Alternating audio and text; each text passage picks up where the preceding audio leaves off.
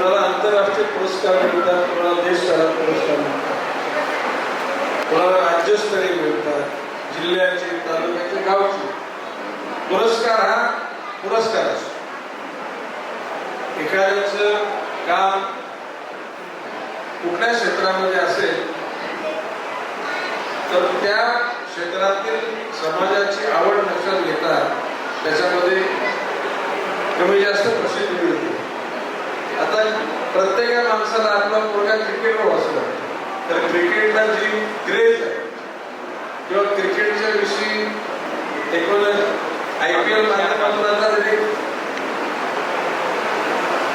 राज्य स्तरावर खेळताना आलं की टेस्ट मध्ये, वन डे, T20 तरी IPL मध्ये पैसा भरपूर होतो. जीवनाची वाटचाल चांगली होती आणि म्हणून आजकाल कबड्डी खेळणारा किंवा व्हॉलीबॉल खेळणारा, फुटबॉल खेळणारा मुलगा त्याला बळी झाला तो आता क्रिकेटकडे जातो. तर हे माझं म्हणणं आहे हे चुकीचं आहे. मुलाची ज्या ठिकाणी ओढ असेल त्याच ठिकाणी त्याला काम करायला मिळालं.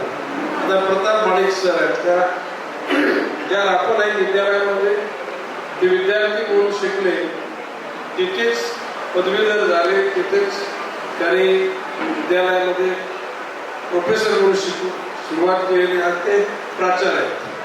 म्हणजे आता ज्या शाळेमध्ये शिकले त्याच शाळेमधून रिटायर्डमेंट होताना प्राचार्य ही जीवनातली फार मोठी अचिव्हमेंट आहे. सगळ्यांच्या नशिबाने योग नसतात. सुदैवानं अशा घटकाला की मी पण आहे, पाठीवर माणूस मी. माझ्या आयुष्यामध्ये मी मनात स्वप्नात न आलेल्या गोष्टी मला मिळून गेल्या. मी कधी राजकारणात येईल मला कधी स्वप्नात बघितलं नव्हतं. योगेश मी कधी नगरसेवक होईल की महापौर, आमदार, राज्यमंत्री, मंत्री. तो योग असा असतो की काल तुम्हाला त्या प्रवाहामध्ये मी बोललो की आता या जिल्ह्यामध्ये 4दा मंत्री झालेला गणेश नाईक एकमत.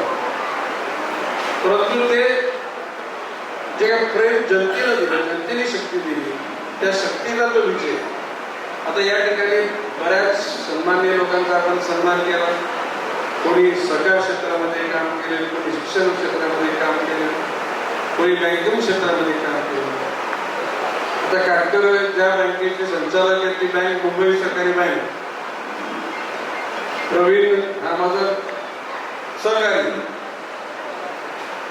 आणि ती बँक मुंबईच्या बाहेर सुद्धा लोकांना कर्ज देते. बाब असे की आपल्या क्षेत्राच्या बाहेर कर्ज देऊ नये अशा प्रकारचे बंधन असते रिझर्व्ह बँकेचे. तर या लोकांनी काय गुन्हा केला की मुंबईच्या बाहेर साखर कारखान्यांना सुद्धा कर्ज देते. जे डब गाईड आले त्याला सुधारणा करतात. काही सेल्फ डेव्हलपमेंट करणाऱ्या गृहनिर्माण संस्थांना कर्ज दिली आणि लोकांना नियम तोडून मदत करण्याची जी गुन्ह्याची जी बाब त्यांनी केलेली. आणि अशा प्रकारचे गुन्हे किंवा अशा प्रकारचं लागलेलं एक प्रकारचं म्हणजे इन्क्वायरीचं प्रश्न ते माणसाला घुसणार असतं. कुठल्याही लढ्यामध्ये अटक होणं, पोलिसांनी अटक केली म्हणजे तो गुन्हेगार असतो. परंतु चळवळीच्या माध्यमातून ज्याला अन्यायाविरुद्ध माणूस लढतो त्या लढ्यातून अटक झालेल्या, जेलमध्ये गेलेल्या माणसाचा मान सन्मान समाजामध्ये वाढत असतो.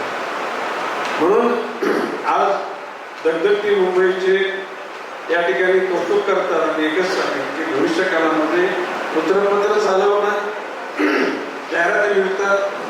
आता तर पेपर चालवणं तसं डिफिकल्ट आहे, सोपं नाही ते. परंतु दगदगतीने 16 वर्ष गाठलेली आहे. आता तुमचे 100 वर्ष गाठा. आम्ही तिथपर्यंत घेत राहू. हे तुमचं जे कार्य चांगल्या समाजातल्या लोकांना हेरून त्यांचं कौतुक करण्याचं एक कार्य चालू ठेवा. भविष्यकाल तुमच्या पाठीमागे निश्चितपणे समाज येईल असा विश्वास व्यक्त करतो. प्रजा व्यक्तो. जय हिंद, जय महाराष्ट्र.